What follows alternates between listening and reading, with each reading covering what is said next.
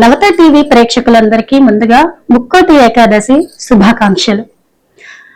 ఈ రోజు మన నవత టీవీ ప్రత్యేక కార్యక్రమంలో ముక్కోటి ఏకాదశి విశిష్టతని తెలుసుకునే ప్రయత్నం చేద్దాం. సంవత్సరంలో వచ్చే ఏకాదశిలో అత్యంత పవిత్రమైనది, భక్తుల పాపాలను తొలగించి వైకుంఠ ద్వారాలను తెరిపించే ఏకైక మహాపర్వదినం ముక్కోటి ఏకాదశి అంటారు, లేదా వైకుంఠ ఏకాదశి అంటారు. అయితే ఈ రోజు కేవలం ఉపవాసం మాత్రమే కాదు, భగవంతుని కృపను ప్రత్యక్షంగా అనుభవించే దివ్య అవకాశం. వైకుంఠ ఏకాదశి విశిష్టత గురించి తెలుసుకుందాం. ఈ ఏకాదశి ధనుర్మాసంలో వస్తుంది. ఈ రోజున శ్రీ మహావిష్ణువు వైకుంఠంలో ఉత్తర ద్వారం తెరిచి భక్తులకు దర్శనమిస్తాడని విశ్వాసం. ఈ రోజు ఉపవాసం చేసి విష్ణునామ స్మరణ, విష్ణు సహస్రనామ పారాయణ చేయడం, అలాగే దానాలు చేసిన వారు మోక్షానికి అర్హులు అవుతారని పురాణాలు చెబుతున్నాయి. ఈ ఒక్కరోజు చేసిన భక్తి 1000 ఏకాదశుల ఫలితంతో సమానం అని శాస్త్రవాక్యం. ముక్కోటి దేవతలు ఎందుకు ఉత్తర ద్వారం ద్వారా దర్శనం చేసుకుంటారో ఒక్కసారి తెలుసుకున్నట్లయితే, ముక్కోటి అంటే 3 కోట్లు కాదు, 33 కోట్ల దేవతలు అని అర్థం. పురాణాల ప్రకారం చూసుకున్నట్లయితే వైకుంఠ ఏకాదశి రోజున శ్రీవారి స్వయంగా ఉత్తర ద్వారం తెరుస్తాడు. ఆ ద్వారం ద్వారా బ్రహ్మ, రుద్ర, ఇంద్రుడు, ఇతర దేవతలు శ్రీమన్నారాయణుని దర్శనం పొందుతారు. ఉత్తర దిక్కు దర్శనానికి కారణం ఏంటో ఒక్కసారి తెలుసుకున్నట్లయితే, ఉత్తర దిక్కు అనేది మోక్ష మార్గానికి సంకేతం. ఆ ద్వారం ద్వారా వెళ్లిన వారికి జనన మరణ చక్రం నుంచి విముక్తి లభిస్తుందని నమ్మకం.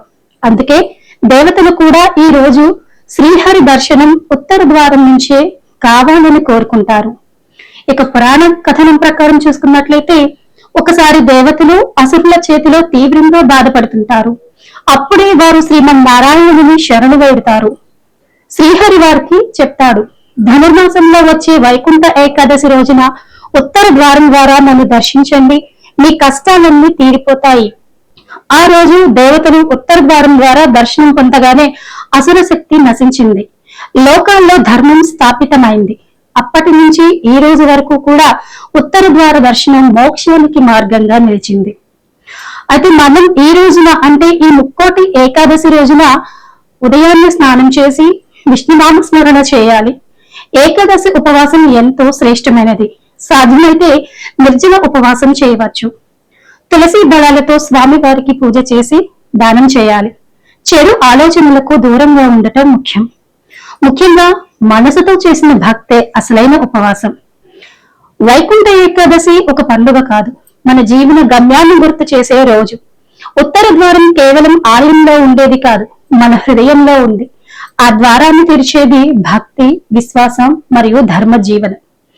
వైకుంఠ ఏకాదశి కేవలం ఒక పండుగ మాత్రమే కాదు, మన సంస్కృతి, మన పురాణాలు, మన జీవితానికి ఇచ్చే దారి ఇది. పురాణాన్ని అంధవిశ్వాసాలుగా కాకుండా జీవితానికి మార్గదర్శకంగా చూపించడం ముక్కోటి దేవతలు కూడా ఉత్తర ద్వారం ద్వారా దర్శనం కోరుకుంటారు. అంటే భక్తి ముందు దేవతలు కూడా భక్తులే అన్న సత్యం మనకు అర్థమవుతుంది. ఇలాంటి అరుదైన పురాణ కథనాలు మన ధర్మానికి తెలియజేసే విశేషాలు మీకు నిరంతరం అందించడమే మా నవత టీవీ ప్రయాణం. ఈ వైకుంఠ ఏకాదశి మీ జీవితాల్లో శాంతి, ధర్మం, భక్తిని నింపాలని కోరుకుంటూ మరొకసారి మన నవత టీవీ ప్రేక్షకులందరికీ వైకుంఠ ఏకాదశి శుభాకాంక్షలు.